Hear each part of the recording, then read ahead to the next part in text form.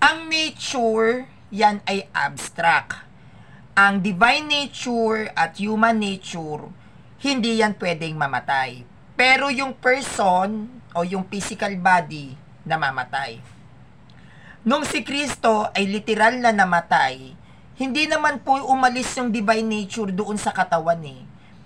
Nung si Kristo ay literal na namatay, hindi naman din umalis yung literal na human nature ni Kristo doon sa katawan.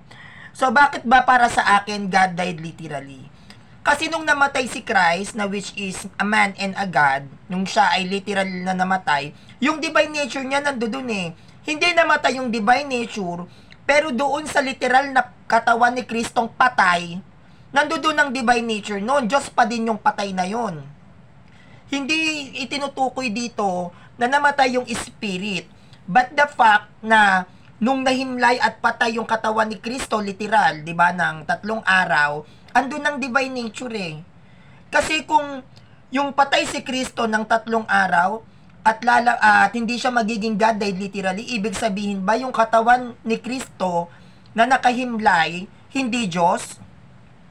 Ang katawan ni Kristo, 3 araw, bagamat ito'y walang buhay, Diyos yun. Hindi umalis ang divine nature doon, hindi umalis ang human nature doon. Kaya hindi pwedeng mamatay ang human nature. Hindi pwedeng mamatay ang divine nature. But, yung human nature na hindi namamatay, yung divine nature na hindi namamatay, ay nandoon pa rin sa literal at physical na katawan ni Kristo na patay. Kaya kahit patay si Kristo, literal na yung katawan niyang walang buhay, Diyos yun.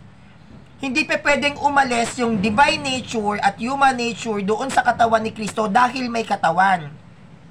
Ang divine nature at ang human nature, yan ay magkasama sa iisang katawan. Hindi po ba? Magkasama yan sa iisang katawan. Kasi doon yung nature eh. So meaning to say, when Jesus Christ died literally on the cross at siya'y literal na namatay at siya'y inilibing, di ba?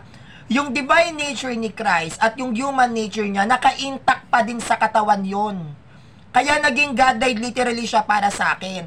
Hindi dahil literal na yung spirit mismo ay patay, kundi yung katawan ni Kristo na merong divine nature at human nature nandoon pa rin sa physical na katawan ni Christ na walang buhay. Kasi kung hindi siya naging God died literally, 3 araw patay si Kristo, yung kanyang katawan, hindi Diyos, hindi. Kahit patay yung katawan ni Kristo, nandoon ang divine nature, nandoon ang human nature, at kahit kailan hindi yun pwedeng mawala at umalis. Kasi may katawan.